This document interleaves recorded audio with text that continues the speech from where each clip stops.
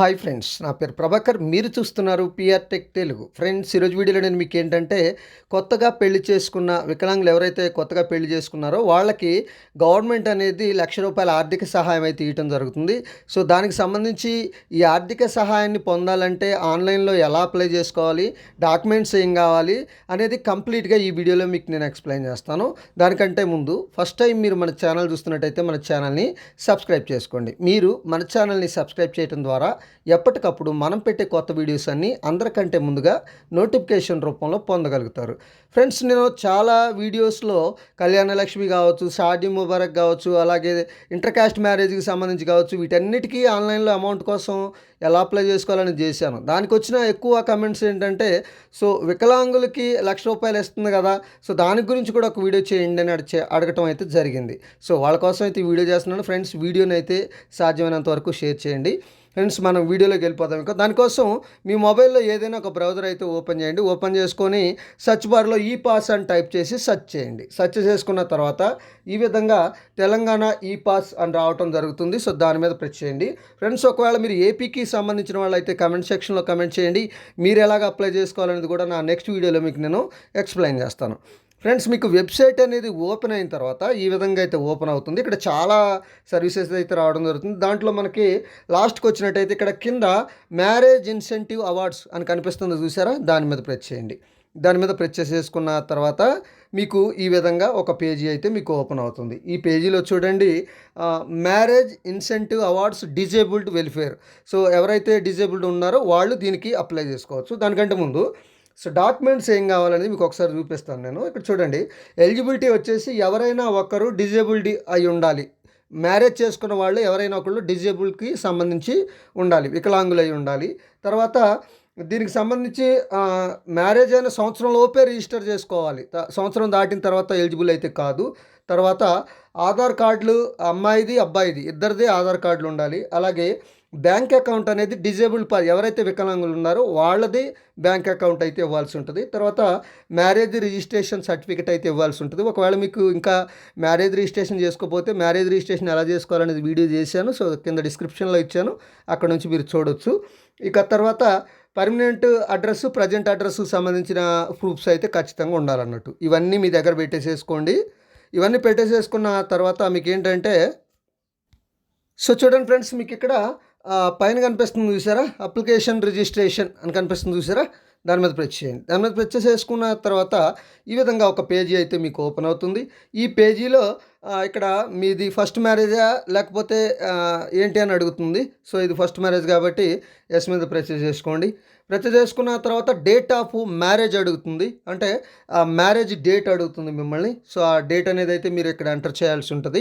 తర్వాత place of marriage, name of the temple, కళ్యాణ మండపం, ఎనీ అదర్ ఇన్స్టిట్యూషన్, అంటే టెంపుల్లో కానీ కళ్యాణ మండపంలో కానీ లేకపోతే ఇంకా వేరే ఏదైనా ప్లేసెస్లో కానీ మీరు ఒకవేళ పెళ్లి చేసుకొని ఉంటే దానికి సంబంధించిన టెంపుల్ నేమ్ కానీ, లేకపోతే మీరు ఎక్కడ చేసుకున్నారో దానికి సంబంధించిన ఏ సంస్థలోనైనా చేసుకుంటే ఆ సంస్థకు సంబంధించిన పేరు కానీ ఇక్కడ ఎంటర్ చేయాల్సి ఉంటుంది. తర్వాత వచ్చేసి చూడండి, అడ్రస్ ఆఫ్ మ్యారేజ్ ప్లేస్, మీరు మ్యారేజ్ చేసుకున్న ప్లేసు అడ్రస్ ఎక్కడ. ఫర్ సపోజ్ ఒక టెంపుల్లో చేసుకున్నారనుకోండి, ఆ టెంపుల్ ఏ ఏరియాలో ఉంది, దానికి సంబంధించిన అడ్రస్ ఏంటి అనేది. సో ఒకవేళ మీరు కళ్యాణ మండపంలో చేసుకున్నారనుకోండి, ఏ కళ్యాణ మండపం, అది ఏ ఊరిలో ఉంది, ఏరియా ఏంటి అనే అడ్రస్ని మీరు ఇక్కడ ఎంటర్ చేయాలి. ఎంటర్ చేసేసుకున్న తర్వాత కొంచెం మీరు పైకి స్క్రోల్ చేసేసుకుంటే ఇక్కడ చూడండి, డేట్ ఆఫ్ మ్యారేజ్ రిజిస్ట్రేషన్ ఎప్పుడు చేసుకున్నారు మీరు, అంటే మ్యారేజ్కి సంబంధించిన ఆన్లైన్ రిజిస్ట్రేషన్ చేసుకుంటారు కదా, ఆన్లైన్ రిజిస్ట్రేషన్ ఎప్పుడు చేసుకున్నారనే డేట్ కూడా మీరు ఎంటర్ చేయాల్సి ఉంటుంది. తర్వాత document number or registration number, మీకు డాక్యుమెంట్ అనేది వచ్చిన తర్వాత మీకు ఒక సీరియల్ నెంబర్ వస్తుంది డాక్యుమెంట్ మీద.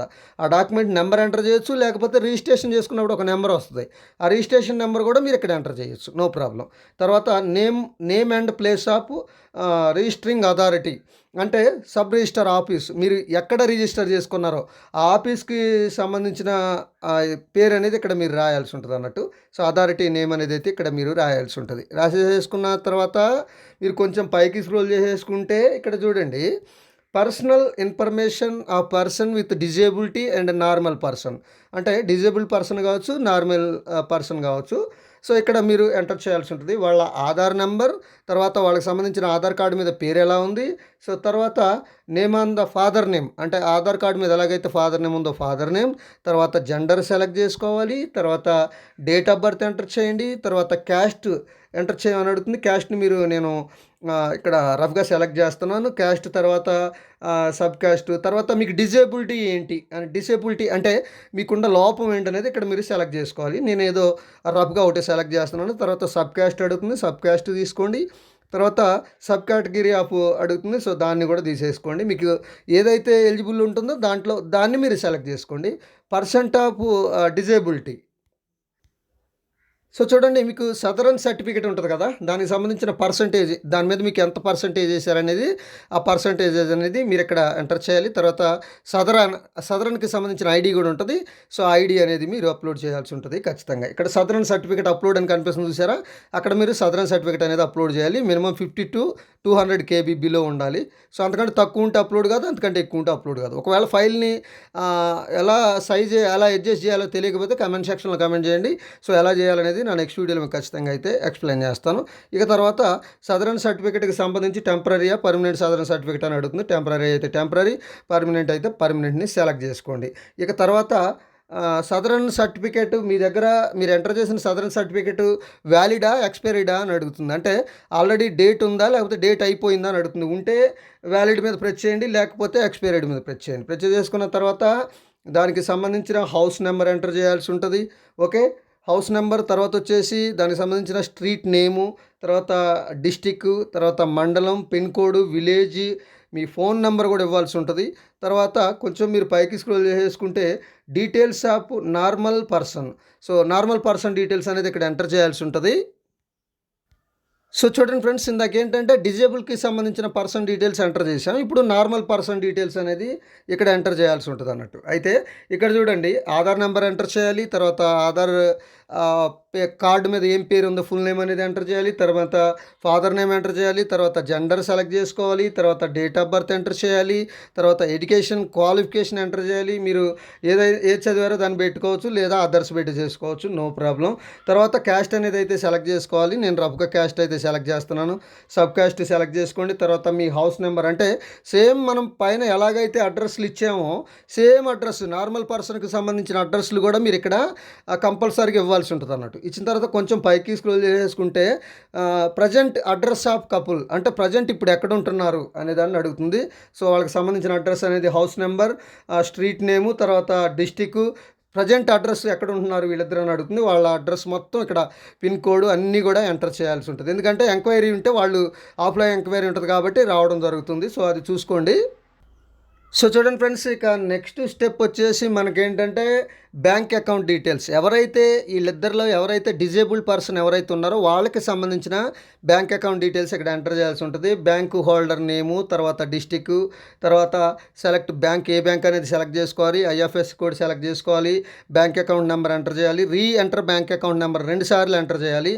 ఎంటర్ చేసుకున్న తర్వాత కొంచెం పైకి స్క్రోల్ చేసుకుంటే upload of documents with self attestation, ఇక్కడ మనం చూసుకున్నట్టయితే ప్రతి డాక్యుమెంట్ మీద మీరు సంతకం అనేది చేయాల్సి ఉంటుంది అన్నట్టు. మీరు ఏ డాక్యుమెంట్ అప్లోడ్ చేసినా ఆ డాక్యుమెంట్ కింద ఖచ్చితంగా సిగ్నేచర్ అనేది చేయాల్సి ఉంటుంది. సో ప్రతి డాక్యుమెంట్ మీద సిగ్నేచర్ అయితే చేయండి.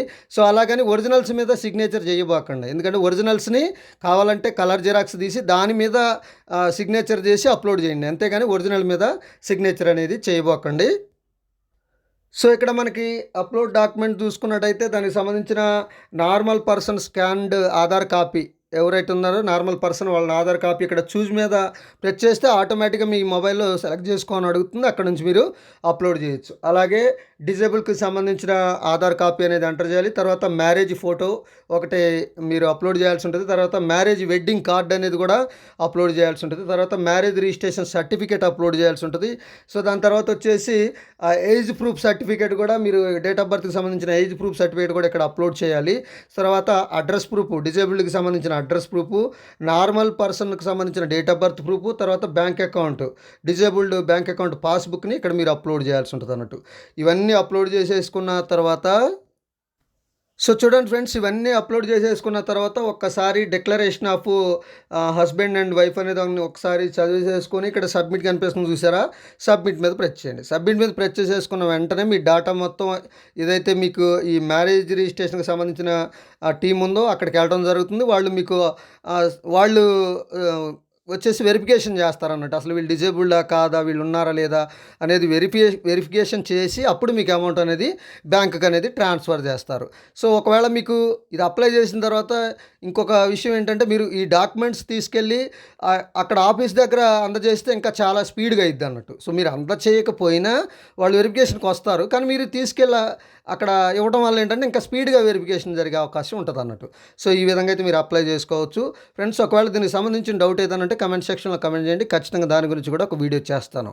సో ఇది ఫ్రెండ్స్, ఈ వీడియో కనుక మీకు నచ్చితే లైక్ చేయండి, షేర్ చేయండి, కింద కామెంట్లో రాయండి. Thank you.